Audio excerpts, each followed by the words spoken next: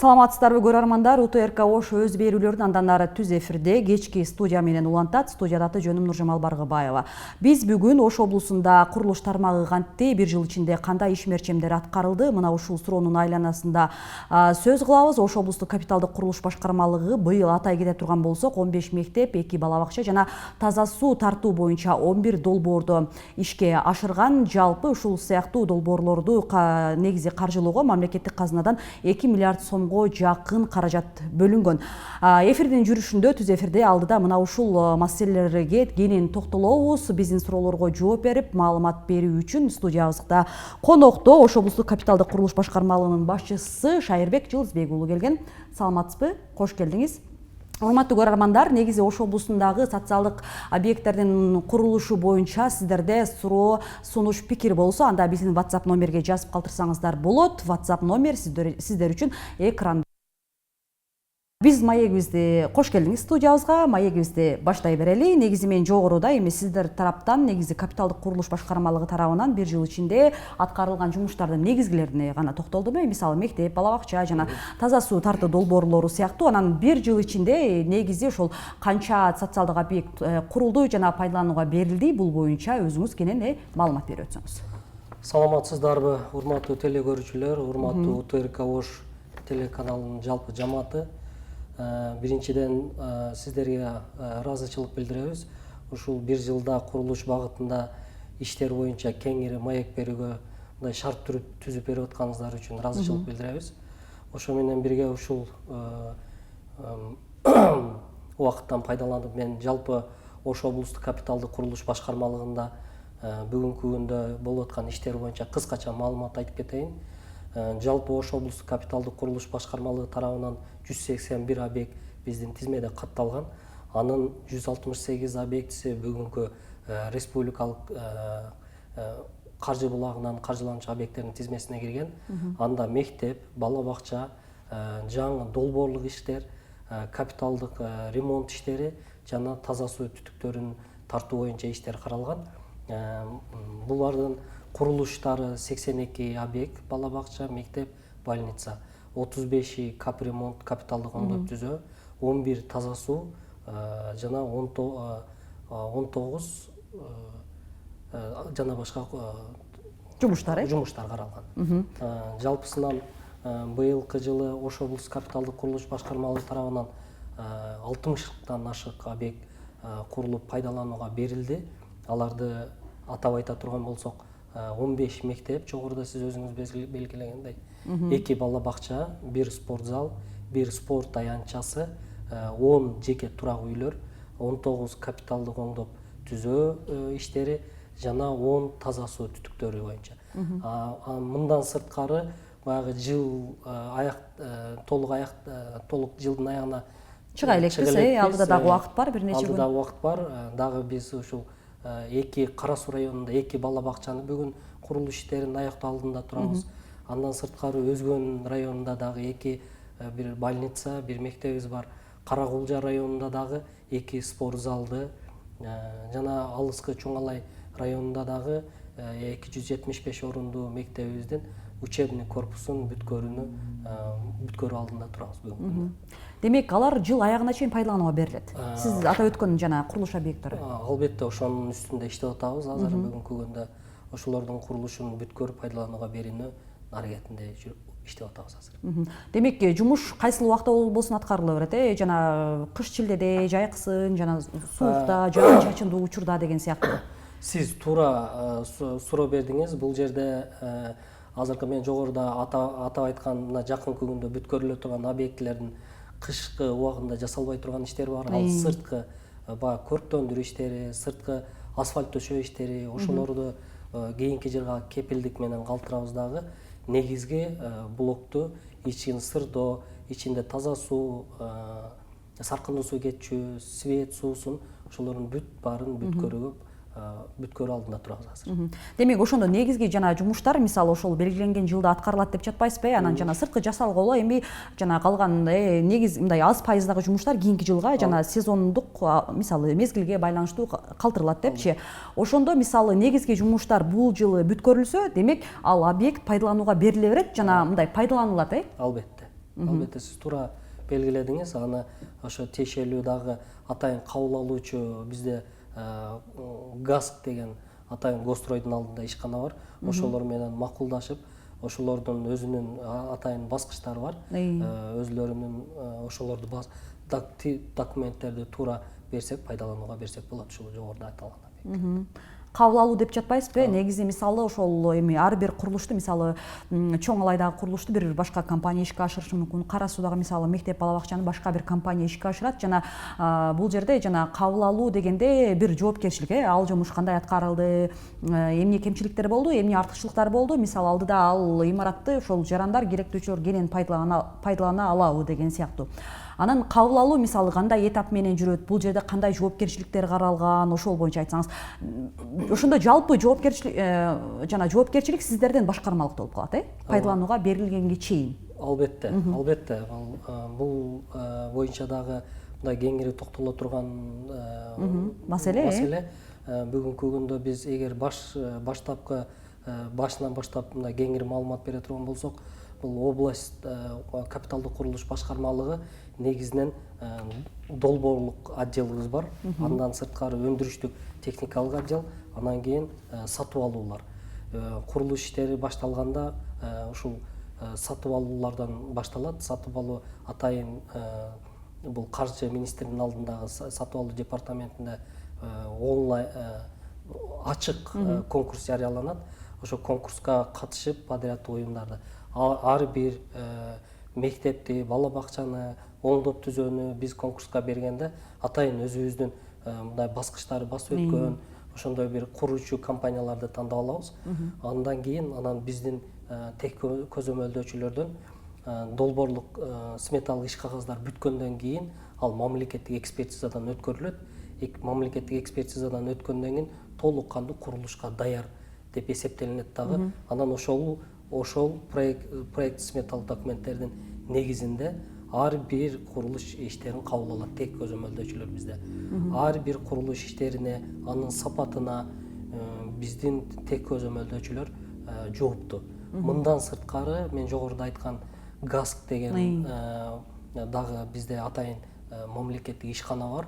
Бул ишкана этап менен, мисалы жер казуу иштеринде этаптык барып долбоорлук иш кагаздарга жараша болгон иштерди, андан кийинки пай дубалын, чатырын ошентип этап менен кабыл алып турат. Бир гана бизден эмес, ошондой көзөмөлдөөчү ишканалар тарабынан курулуш иштери көзөмөлдөө болуп турат бизде.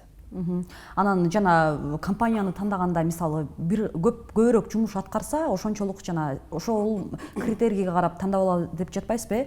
Демек, мисалы 10, 20, билбейм, балким 30, 40 канчалык көп объект, имарат куруп пайдаланууга берсе, демек ошол компания ишти ошончолук жакшы алып барат дегенге, ишенимге. Албетте, бул боюнча дагы бизде атайын баягы сатып алуу порталына берилгенден кийин биздин өзүбүздө ички комиссия түзүлөт. Комиссия түзүлүп, атайын ошондой критерийлер коюлат. Мисалы, примерно мындай 100 миллиондук мектептин курулуш иштерин конкурска берген болсок, анга дагы ошо 200 миллиондук оборот болуш керек. Анан техникалары болуш керек, спецтехникалары, специалисттери болуш керек деген биз критерийлер менен подряддык куруучу компанияларды тандап алып, анан курулуш иштерин келишим түзүп, келишим негизинде баштайбыз. Анан бул жерде сөзсүз түрдө бирок жана белгиленген мөөнөттө имарат пайдаланууга берилиши керек. Бул мындай бизде республикалык бюджеттен каржыланган үчүн бизде мына акыркы 2 жылда бул маселе мындай чечилип келатат десек туура айткан болобуз. Себеби акыркы 2 жылда социалдык объектилерге аябай катуу көңүл бурулду. Мына өзүңүзгө белгилүү болгондой 2023 жылы 30 мектеп, быйыл мына 15 мектепти, андан сырткары футбол аянтчаларын тапшырып атабыз. Бул ошо каржыдан көз каранды. Көп жылдан бери курулуп аткан объектилерибиз дагы бар. Алар ошо көп жылдан бери курулуп аткан объектилер, албетте ал жерде сапаты дагы начарлай баштайт. Анан кийин ал объекттин пайдаланууга берүү дагы кечеңдейт. Республикалык бюджеттен көз каранды бизде көбүнчө. Анан азыркы бир жакшы маселени айтып өттүңүз. Ошол курулуп пайдаланууга берилген имараттын эң башкысы жана коопсуздугу, сапаты мындай биринчи орунда маани берилиши керек деген сыяктуучу. Мисалы мамлекеттен ошончо миллиондогон каражат бөлүнүп, аны сиздер ошол куруп пайдаланууга бергенден кийин бир нече жыл ошол оңдоп түзөөсүз, капиталдык ремонтсуз бир пайдалангандай болушу керек да. Анан демек коопсуздук маселеси дагы жана сапаты дагы азыркы учурда мындай башкы көзөмөлдө мындай канааттандырарлык аткарылып жатат иштер. Албетте. Себеби ушул нерсеге өзүнчө токтолсоңуз деп жатам да. Мисалы эми мен жалпы эле айтып жатам маселени. Бир имарат пайдаланууга берилгенден кийин анын сапаты кандай болду экен, эртең бир жер урап түшпөйт бекен, анан бир жабдыктар иштен чыкпайт бекен деп мисалы керектөөчүлөр арасында көп күмөн саноолор, коркуулар болот го. Ошол жагдайга жооп берсеңиз деп атам. Албетте, бул баягы жогоруда айткандай мамлекеттик экспертизадан өткөндөн кийин деп атам го, ошол жерде ар бир строй материалдарды сертифицированный баягы сертификаттан өткөн ошол материалдарды колдонууну биз талап кылабыз. Андан кийин бүгүнкү замандын талабына жараша заманбап строй материалдарды, техникалык оборудованияларды биз колдонгонго аракет кылабыз, ошону талап кылабыз. Ошонун үстүндө биз иш алып барабыз. Анан жана конкурс жарыяланып, анан ага жараша мисалы компаниялар тандалып алынып иш жүрөт дедиңиз. Бул жерде дагы мисалы ошол компания ишти канчалык мөөнөтүндө бүтүрүп берет, анан кантип ал курулуш объектин салып берет, ошого жараша тандалаарын айттыңыз. Анан негизи бул жерде башкы дагы бир маселе жана мыйзамсыз көрүнүштөр, аракеттер катталбашы керек деген маселе дагы бар го. Мисалы ошол эле тендер жарыяланса, тааныш билишчилик артышылык берилип калбайбы, анан мыйзамсыз иш аракеттер ал жерде катталбайбы, кийин ал ишке жана чара көрүлүп калбайбы деген сыяктуучу, иликтөөгө алынып калбайбы деген сыяктуу. Анан сиздер ошол мыйзамсыз учурларга жол бербеш үчүн бардык жумуштар мыйзам чегинде мисалы аткарылыш үчүн кандай мындай ишмерчемдерди иштеп, кандай чараларды көрүп жатасыздар? Албетте, бул боюнча баягы жогоруда белгилегендей атайын сатып алуулар мыйзамына жараша биз курулуш иштерин конкурска беребиз. Сиз жогоруда айткандай мындай чынында ачыгын айтыш керек, буну ар кандай чалуулар болот, ар кандай мындай коркутуулар болот. Мен себеби мисалы бир конкурска катышууга бир кеминде 5 же болбосо 13-14 куруучу компания катышат. Ал куруучу компаниянын артында чоң бир кишилер бир турат, алардын атын айтып коркутуулар болот. Бирок биз бир гана мыйзам менен иштегенге аракет кылабыз. Баягы 3-4 компаниянын бирөөсүн гана тандап алабыз да. Бирөөсү менен иш алып барабыз. Калган 4-өндө сөзсүз наразычылык, ар кандай күмөн саноолор болот.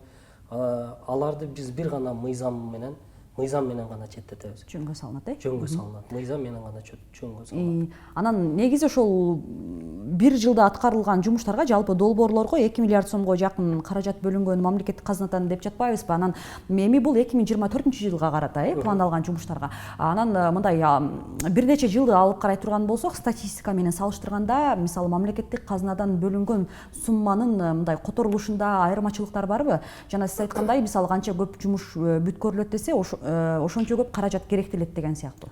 Албетте, баягы жогоруда белгилеп кеткендей, мына акыркы 2 жылда бизде аябай жакшы көңүл бурулуп, мисалы бул 2023 жылды атап өтө турган болсок, 2023 жылы 2 миллиард 600га жакын республикалык бюджеттен жана атайын казыналык милдеттеме деген программа аркылуу ушу көп жылдан бери курулуп жаткан объектилерди, долгострой деп коебуз, ушу көп жылдан бери курулуп аткан объектилердин тез бүтүшүнө ушул атайын казыналык милдеттеме деп, ал казыналык милдеттемеден биз келишим түзөбүз дагы Каржы министрлигине жиберебиз.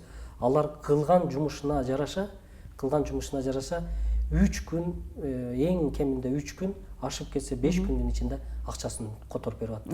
Ушул жагдай мына заказчик тарапка дагы, куруучулар тарапка дагы өтө ыңгайлуу болду. Анан сөзсүз түрдө бул багы курулуш иштери көпкө созулган сайын мен жогоруда айтпадымбы, сапаты, анан ошол жердеги элдин нааразычылыгы, ишеними кетет, ишеними кетет.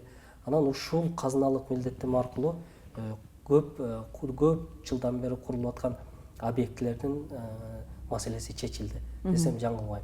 Анан быйыл дагы ошол казыналык милдеттенме аркылуу жогоруда айткандай 686 миллионго жакын акча каражат каржыланып, мына жогоруда биздин Госстрой МАМ курулуштун жетекчиси Нурдан Кемелович дагы өзү келип, баягы көп жылдан бери курулуп аткан объектилерди тизмектеп, жеринде барып көрүп, муну айта турган болсок, Кайрагачтагы 275 орундуу мектебибизде, андан сырткары азыр мына АТР менен шаардын карамагына карап калды, Кыргызстан айылындагы 275 орундуу мектептерди киргизүүгө дагы ушул кишинин дагы салымы чоң деп айтсам жаңылышпайм.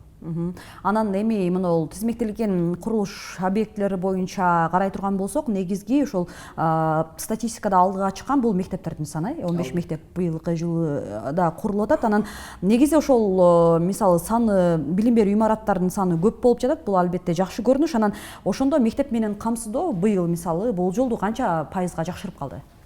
Биз бул баягы биз областтын аймагын мынанча процент менен мектепти камсыздадык десек, биздики бир аз туура эмес болуп калат. Себеби бул республикалык бюджеттен гана каржыланып аткан объектилер боюнча мен толук маалымат айта алам. Ал эми областта мындан сырткары ар кандай фонддордон, ар кандай спонсорлук методдор менен курулуп аткан мектептер дагы бар да. Анан 15 мектеп бардык эле райондо аткарылды, мисалы быйыл бардык эле райондо мектептер курулду жаңыланды. Бул атап айта турган болсок, мисалы май айында биздин урматтуу президентибиз Садыр Нуркожоевичтин катышуусу менен областтын аймагында, республиканын аймагында бир эң чоң деңгээлде 720 орунду мектепти ачтык. Бул мектептин ачылуу эле эмес, бул көп жылдан 11 жылдан бери курулуп аткан объект болчу. Жана Разаков мектеби. Разаков мектеби шаарда. Ушул мектепти пайдаланууга бердик. Шаардын территориясында Ноокат районунда пайдаланууга бердик. Алай районунда, Кара Суу районунда дагы пайдаланууга бердик. Мына жакынкы ноябрь айларында алыскы Каракулжа районунун Кайыңтала айылындагы 275 орундуу мектепти заманбап спорт залы, ичинде актовый залы, тамактануучу жерлери менен пайдаланууга бердик. Ар бир райондордо мектептерди сиз белгилегендей ачуу лаземдери пайдаланууга берип камсыздадык. Анан мисалы эми облус аймагында жана шарттык катаал тоолуу аймактар бар, анан ошол эле учурда шаар менен чектешкен райондор бар. Мисалы жакынкы райондордо бара-бара жана калктын санынын өсүшү байкалат, аны менен кошо мектеп окуучуларынын дагы саны өсөт. Анан кайсыл бир жылдардан кийин жана пайдаланууга берилген мектеп имараттарында орун тартыштыгы деген бир көйгөй жаралып калат. Анан ошол эле алыскы тоолуу аймактарда жана тескерисинче, мисалы мектептерде окуучулардын саны азайып, жана ошол мектептин бир 50% пайдаланылбай окуу бөлмөлөрү бош эле тургандагы мисалы азыр учурлар бар да.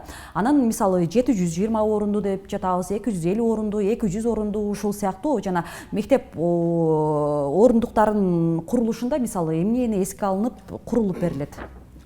Бизде башында бул мектепти, азыр сиз мисалга мектепти келтиргениңиз үчүн мектепти курулушун баштаганда бул курулуш тармагы бир аябай чоң, кеңири тармак десем жаңылышпайм. Себеби биз билим берүү министри менен иш алып барабыз, МЧСтер менен иш алып барабыз, жергиликтүү бийлик менен, ошондой эле баягы ошол жердеги суу чарба болобу, бүт электриктер менен баары менен иш алып барабыз да. Анан мектептин сиз баягы окуучулук санын айтып атканыңыз, бул билим берүү министрлигинин берген маалыматына ылайык ошолордун акыркы 10 жылды эске алат, ошол жердеги мектепке барган балдардын саны эске алынат. Ошонун негизинде мектептин сыйымдуулугу аныкталып, бизге тизмеге келет. Ошонун негизинде ошол жерге курулуш иштерин баштайбыз. Мисалы билбейм 10 жыл, 20 жыл, 30 жыл мурун курулган мектептерде мисалы көп нерсе байкалат. Жана мисалы спорт залы жок болуп калат, же ашканасы сыяктуу эми тамактанууга эми гана окуучуларды акыркы жылдары жакшы маани берилип атпайбы? Анан ашканасы шарты жок деп калат. Анан азыркы мисалы быйылкы курулган мектептердин мисалында сурагым келип жатат. Баардык эле мектептер мисалы ошол эле спорт залы, балдар ойноочу аянтчасы жана ашканалары менен курулуп жатабы? Албетте, жакшы белгиледиңиз. Бул эми мен жогоруда айтып кеттим сизге. Баягы көп жылдан бери курулуп аткан мектептердин айрымдарында ошол баягы ички ичинде тазалык эми Маселеси каралбай калышы, ажатканасы каралбай калышы мүмкүн. Бирок мына быйыл атайын кабиндин токтому менен 240-токтому менен май айында бекитилип келген курулуш эрежелери дагы бир канча өзгөрүүлөр кирди. Аларды мектептердин мисалы ар бир окуучуга эски норма боюнча, курулуш нормалары боюнча 6-8 квадрат болсо, бүгүнкү күндө уже 10-12 квадратка чейин каралып атат ар бир окуучуга. Бул ошол ажаткан ашканаларды эске алган. Бүт бары бизде жаңы курулуш нормалары боюнча анын ичинде ажатканасы, спорт залы, ашканасы бүт ошолордун бүт баары камтылат ушул проектте.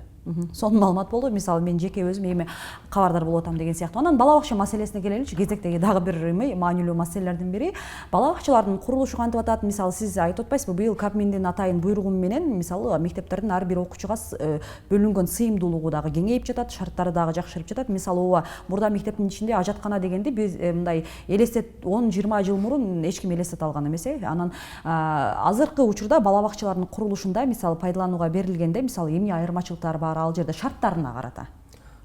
Бала бакчанын дагы азыр мындай өзүнчө проект деп коет, индивидуальный проект иштешип атат. Ал жерде мисалы окуучулардын атайын уктоочу бөлмөлөрү, тайпасы менен уктоочу бөлмөсү, анан музыкалык каналар каралган, атайын өзүлөрү баягы эмгек менен алектенчү каналары каралган. Анан ичинде дагы жогоруда белгилегендей окуучуларга, мектепке чейинки балдарга ошо ичиндеги ажатканалары, тамак берүүчү жайлары бүт баары замандын талабына жараша долбоорлонуп ошо менен курулуш иштери болуп атат.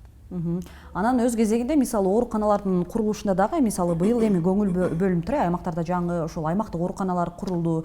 Негизде ошол ооруканалардын курулушу дагы бул жакшы, себеби көпчүлүк имараттары эскирген жана орун жетишсиздик деп бул маселеде дагы өзүнчө бир көйгөй болгон. Эми ошол мектеп, бала бакча, анан эми ооруканалардын курулушу боюнча токтоло кетсеңиз. Ооруканалардын курулушу боюнча мына бизде жалпысынан 4 оорукананын курулушу уже жүрүп атып, долбоорлонуп атат. Азыр жогоруда ушул жерде дагы ооруканада бир маселе бар. Ноокат районунун Көкжар айылында 100 керебеттүү оорукана дагы ушул бир көп жылдан бери курулуп аткан объектилердин тизмесине кирет десем жаңылышпайм. Ушуну дагы биз кийинки жылга сунуштап атабыз, толук кандуу бүткөнгө. Ал жерде дагы ооруканаларда дагы мисалы мына медицина тармагындагы ага эжекелерибиз дагы билсе керек, бул жерде биз билбеген дагы багы атайын оборудованиялар бар экен. Ошолорду биз жеринде өзүнүн ошол жерде заведующий деп коет, ошолор менен макулдашып, анан кийин баягы инфекционный кабинеттерин эгер каралган болсо, анан баягы рентген каналарын ошолор менен биргеликте ошолордун талабы менен жасапганга биз аракеттенип ошонун үстүндө иш алып баратабыз. Анан дагы белгилей кетчү нерсе, быйыл мына биздин областной больницабызда мына капиталдык ремонт иштери буюрса башталды жакында. Эң чоң бул жерде дагы Атабек агайыбыз, главврач ошол жердеги өзү өтө мындай активно катышып, ушул курулуш ремонт иштерин баштаганга өзү дагы кыйын аракеттенип жардам берди. Буюрса ушул областной больницабыздын дагы ремонт иштерин ушу толук бүгүнкү замандын талабына жараша кылып бүткөрүүгө биз ушу аракет кылып ошонун үстүндө дагы иш алып барып атабыз. Жана мектеп, бала бакча, оорукананын мисалында бир суроо бергим келип жатат. Мисалы аймактарда бизде ушул билим берүү уясын куруш муктаждыгы бар десе, же мисалы бала бакча жетишсиздиги бар десе, анан мисалы ошол эле аймактык оорукананын дагы бир бөлүмүн куруу зарылчылыгы бар десе, мисалы анын кайрылуу жол жобосу кандай болот? Туура эле сиздерге мисалы арыз менен кайрылыш керекпи, же ал көйгөйдү, ал маселени биринчи жергиликтүү бийлик карап чыгабы, же министрликтер сиздерге мисалы бир сунуш менен кайрылабы, жол жобосу негизи кандай болуп, анан ошол эле бир аймакка мектеп же бала бакча же оорукана курулуп калат да? Албетте, бул дагы азыр бүгүнкү күндө эң керектүү баягы туура суроо болду да бул. Себеби бизге ар кандай кайрылуулар келип түшөт. Биз баягы жогоруда белгилегендей, бизде каржы министринен бекилип келген тизме болот бизде.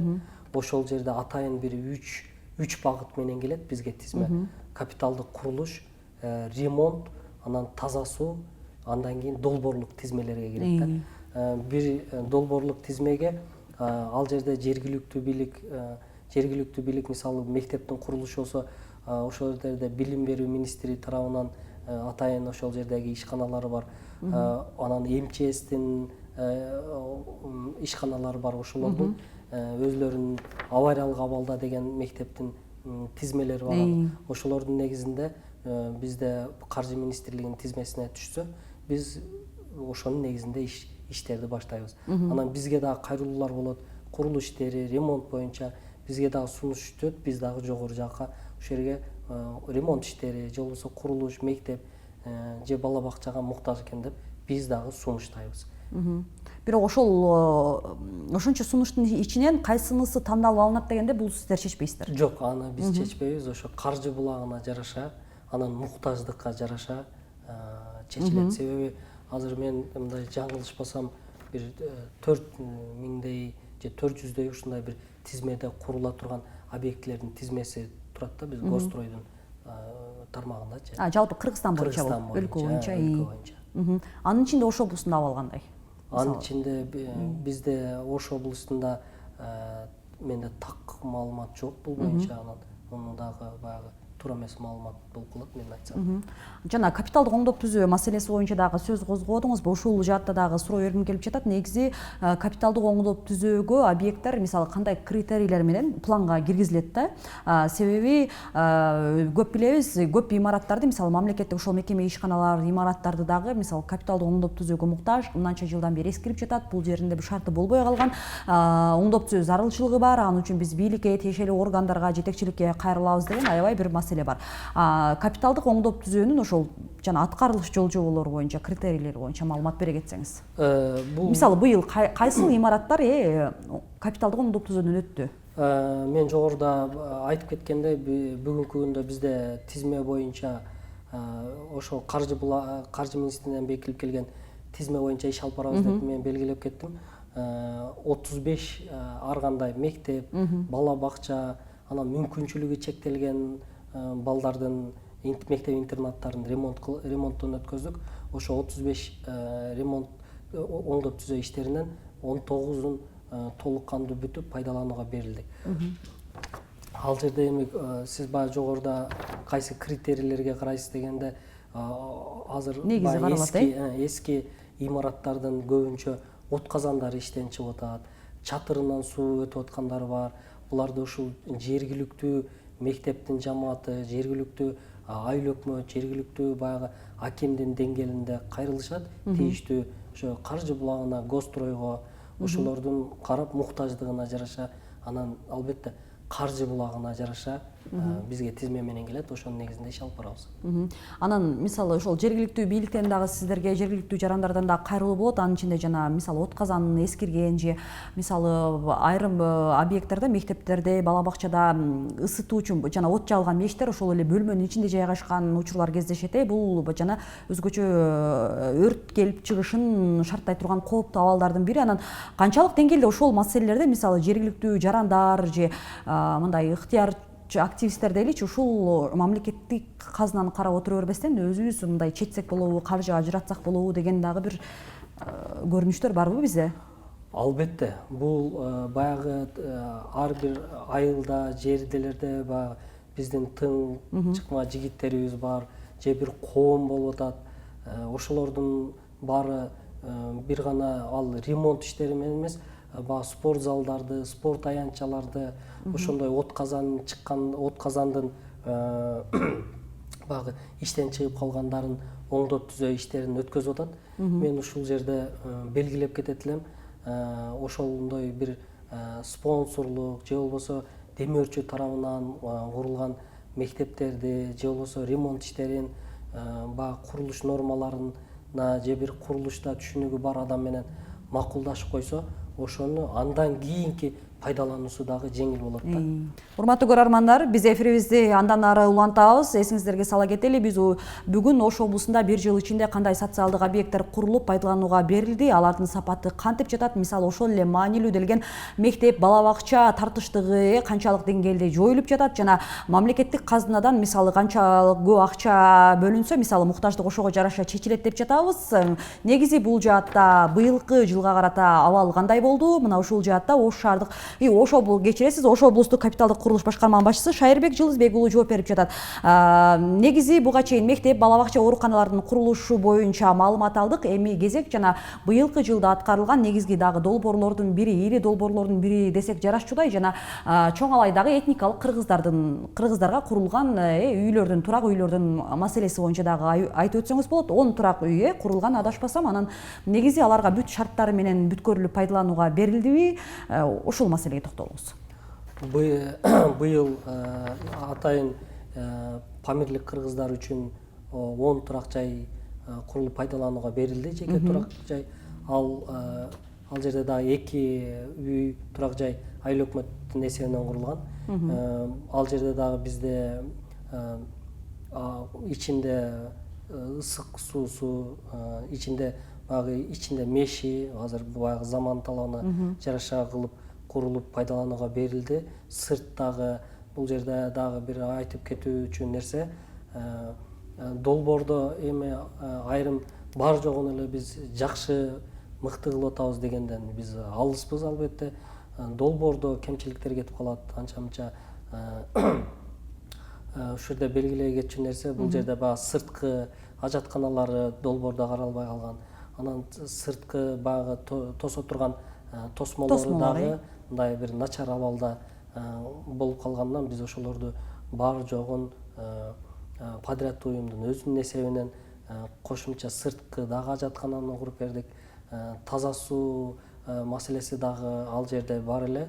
Эми боордо шелилди, бир бар жогун таза суу менен дагы камсыздап коелу деген максатта ошол эле бурган сууну таза суу менен түтүктөрүн тартып аткан эле. Ошол жерге дагы 3 миллион 500 сомдук дагы кошумча иштерди жасап, таза суу түтүктөрүн дагы тартып берип, бардык шарттары менен жашоого керектүү бар жок шарттарды ошол жерде түзүп бердик.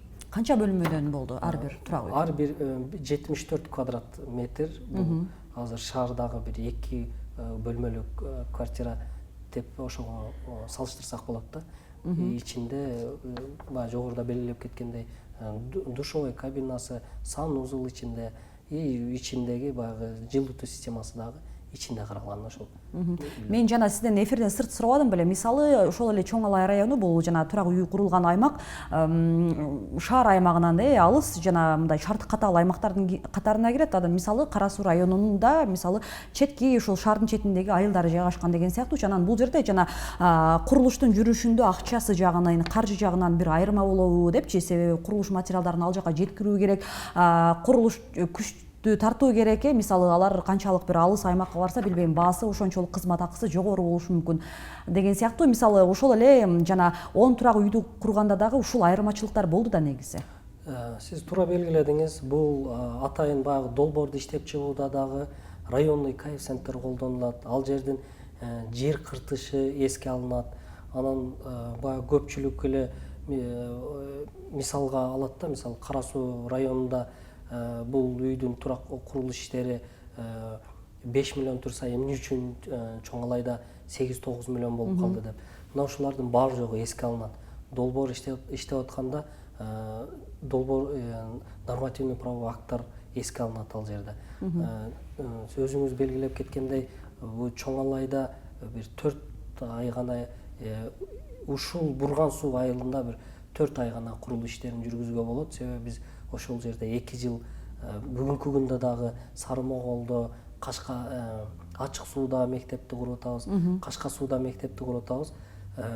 2 жыл мен өзүмдүн практикамда 2 жылдан бери аябай шарты катаал, шамал, ал жерге баягы жумушчу күчтүн дагы барышы, анан баягы давлениялардын көтөрүлүп кеткендери, ден соолугуна дагы мындай опурталдуу учурлар жаратышы мүмкүн. Мындай катаал жерлерде дагы ушулар эске алынат долбоорлук иш кагаздарда. Анан мөөнөтүнөн дагы айырма болот экен, мисалы. Албетте.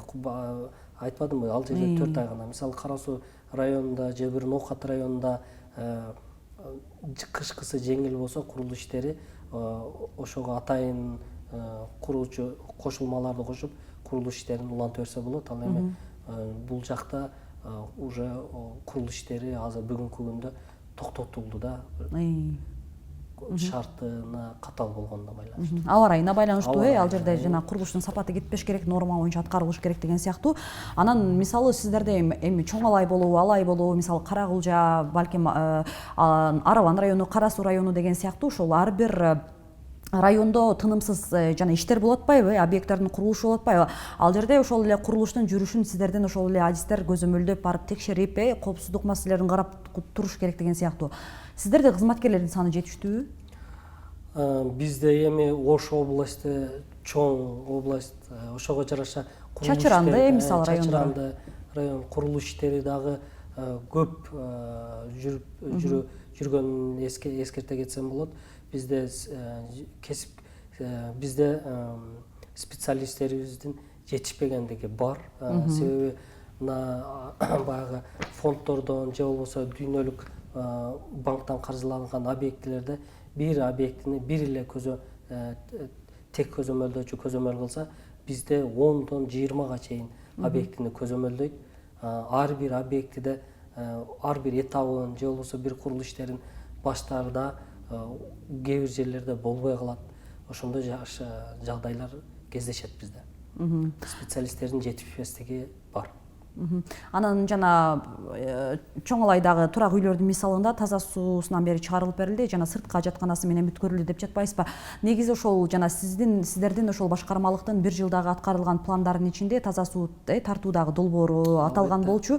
Анан эми ошондо быйыл канча жерге мисалы таза суу түтүктөрү сиздер тараптан тартылып орнотулуп берилди? Негизи ошол канча пайызга мисалы таза суу маселеси жакшырды дегим келбейт, бирок негизи канча жылдан бери жалпы алып караганда таза сууга, ичүүчү сууга зар болуп келген жарандардын кыялы орундалды? Таза суу маселеси биз эми баягы таза суунун башында туруп, бирок көп айыл жерге айылдар көп. Бизде мына быйыл 10 объектини таза суу түтүктөрүн Алай, Кара өзгөн ар бир райондордо таза суу түтүктөрүн тартып бердик. Анан мына тилекке каршы бизде баягы Минсельхоздун балансына өткөн үчүн бизде таза суу системасын уже башталган объектилерди толук аягына чыгарып, андан кийин департамент таза суу департамент ушу Минсельхоздун астында болгон үчүн ошолорго баарын өткөзүп бердик. Бизде бүгүнкү күндө таза суу системасы ошо Чоң Алайда бурган сууну камсыздап бердик. Андан Алай районунда күн электи, Арпа Тектир айылын таза суу менен камсыздап бердик. Өзгөн районунда, Ак Кыя айылында, андан кийин Кара Дыйканда дагы мындай чоң долбоор бар. Ушунун дагы азыр курулуш иштери бүткөрүлүп, азыр уже таза сууну бердик. Январь айларынан толук кандуу бүткөрүп пайдаланууга беребиз. Кара Суу районунда курулуш иштери жүрүп аткан бар бүгүн Коргон айылында. Ушундай сыяктуу таза суу түтүктөрүн ар бир райондордо тартылуу иштери жүрүп атат. Демек бул жыл сайын эле аткарылып келе жаткан жумуштар. Жыл сайын аткарылып келе аткан жумуштар. Анан ошондо сиздер тараптан таза суу менен камсыздоо деп долбоордо 0дон баштап аягына чейин, Албетте. Ар бир мисалы көчөгө дейли таза суу чыгарылып калат деген түшүнсөк болот. Жок, бул долбоор аткарылды деген же кандай айырмачылыгы? Бизде ошол башында долбоор чийилип баштаганда ал жерде ошо жергиликтүү бийликтин атайын адистери менен иш алып барабыз. Кайсы көчөгө тартылыш керек, кайсы источниктен алып келиниш керек, булактанбы же жерден скважина бурт этип алабызбы деп ошолор менен иш алып барып, анан тиешелүү адистерди дагы ал жерге кошуп долбоор иштелип чыгат. Ошо долбоордун негизинде эгер долбоордо ар бир үйгө тартылыш керек болгон болсо, ар бир үйгө тартылат. Эгер көчөгө гана тартыла турган болсо, көчөгө тартып, андан аркысын ошо жергиликтүү бийлик болобу же болбосо элдерби өз эсебинен үйүнө тартып, баягы эсептөөчү аппараттарды өзүнүн эсебинен коюп атышат. Биздин долбоорлордо көбүнчө ушундай курулуш иштелип жүрөт. Суу скважина деп калдыңыз, мисалы скважинасы депчи, кээ бир ошол аймактарда жалпылап айтканда, мисалы суунун басымы жакшы болбой калды деген сыяктуучу, анан сиздер ошол эле орнотуп жаткан суу түтүктөрүнүн сапаты боюнча маселе болушу мүмкүн. Ушул жердеги деталдуу бир мындай дагы көйгөйлөргө келип чыкпаш үчүн дагы маани берилсе керек. Албетте бизде азыр ушундай маселелер бар. Бул маселе мына бизде ошо жогоруда айткан объектилердин айрымдарында баягы башында булактан алыш керек. Биз таза булактан ичишибиз керек деп туруп, булактын баягы дебитин анықтайт да. Дебитин анықтагандан кийин ал булак бир 3-4 жылдан кийинби же бир 2-3 жылдан кийинби же башка жака жылып кетет же солуп калат экен да. Анан биз практикада азыр көп жерге сунуштайбыз. Ошо баягы бургалоо менен скважина аркылуу суу түтүктөрүн тартканга сунуштап, ошол жерден баягы атайын лабораториялык заключениялар алынып, көбүнчө ушуну сунуштайт да биздин долбоорчу ишканалар. Анан эми азыр 2024-жылда буюрса ошол эле жакшы көрсөткүчтөр менен аяктап жатыпсыздар. Эми алдыда дагы жана курулуш объекттери бар, пайдаланууга тапшырыла элек, бирок алар дагы жана сиз айтып жатасыз, негизги жумуштар аяктаса, калган ошол сырткы жумуштар аткарылганга чейин негизи пайдаланууга берилсе болот деп. Анан 2025-жылга дагы алдын ала ошол пландар мисалы аныкпы, даярбы, мисалы социалдык объекттерден мисалы кайсы райондо канча курулуш жүрөт деген сыяктуу негизи ошол 2025 келерки жылга карата ошол жалпы пландар менен дагы бөлүшө кетсеңиз. Мен 2025 жылга жалпылап айтканда биздин тармактан 144 объекттин курулуш иштери, ремонт иштери кийинки жылга сунушталып атат. Бул 144 объектини толук кандуу бүткөрүлүш үчүн 3 миллиарддан ашык акча каражаты керектелип атат. Аларды атап айта турган болсок, 55 мектептин курулуш иштери, жогоруда айтпадымбы, долбоорлук иштери бүткөрүлүп, уже мамлекеттик экспертизадан оң корутундалдык. Ошолорду кийинки жылга курулуш иштерин баштоого сунуштап атабыз. Булар 55 мектеп, 33 бала бакча, 18 спортзал, ФАП жана башка курулуш иштерин сунуштап атабыз. Буюрса кийинки жылы мына ушул жумуштар менен алек болосуздар. Анан эми сизге ошол акыркы менин суроом жыйынтыктоочу, сизге эркин микрофон беребиз. Негизи ошол жана айтып жатпайсызбы, мисалы долбоорлорду кайсыл аймакта эмне жумуш аткарылыш керек, каржы маселеси кандай болот? Жана бул каржы министрлиги же ошол тиешелүү министрликтерден сиздерге сунуш келет, анын негизинде жумуштар аткарылат деп. Анан ошол эле учурда эми бир карапайым калктын арасында мисалы жергиликтүү жарандар сиздерге дагы түз кайрылып маселесин жеткире алат. Мисалы биздин мектеп капиталдык оңдоого муктаж, же биздин айылыбызга бала бакча курулушу керек, же биздин ошол эле ооруканада мисалы орун жетишсиздиги бар, же дагы бир бөлүм салуу муктаждыгы бар деген сыяктуучу. Негизи сиздердин мекемеге жарандар кандай тартипте, кайсыл мисалы байланыш номерлери, балким кайсыл жерге дареке барып кайрылышы керек? Албетте бизге кайрылуулар мынга чейин дагы болуп келген, мындан кийин дагы болот. Биз ар бир жарандарды, ошол жердеги курулуш иштерин же ремонт иштерин көйгөйүн угуп, биз жогору жакка сунуштаганга милдеттүүбүз. Биздин ар дайым кабыл алабыз, мугалимдер келет бизге, жергиликтүү кеңештин депутаттары келет. Ошо сиз айткандай ошол жердин активисттери келип кайрылып, бизге Ош шаарында Курманжандатка 224 ада биздин адрес. Ошол жака келип баягы жазуу түрүндө кайрылууну тыштап кетсе, биз дагы ошол жаранга болобу, ошол мекеме ишканага болобу жазуу түрүндө жооп берип, ошол тартип менен иш алып барабыз. Урматтуу көрөрмандар, биз бүгүн түз эфирде Ош облусунун аймагында, мисалы райондо, айыл аймактарда социалдык объекттердин курулушу кандай аткарылды, бир жыл ичинде канча мектеп курулду, канча оорукана курулду, дагы канча ошол эскилиги жеткен же кооптуу делген социалдык мекеме имараттар капиталдык коңдоп түзөөдөн өткөрүлгөнү боюнча маалымат алдык. Негизи ошол эле өлкө башчы тарабынан дагы социалдык объекттердин курулушуна ошол басым жасоо керек экендигин, мисалы билим уясына балдар зар болбош керек экенин белгилеп келет. Жана бул жаатта акыркы жылдары сезилерлик, мисалы мектептердин курулушу жанданып калды деп мисал келтирсек болот.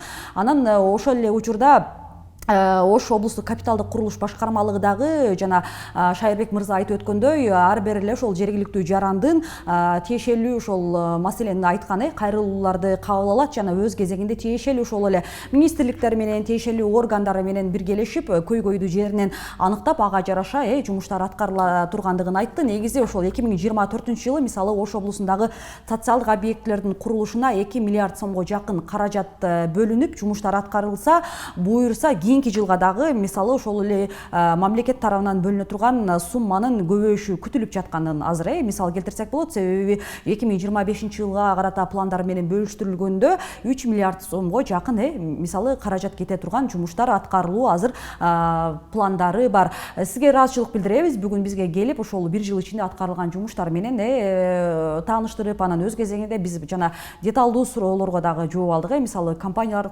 кантип тандалып алынат, курулуш кантип көзөмөлгө мисалы сапаты текшерилет деген сыяктуу.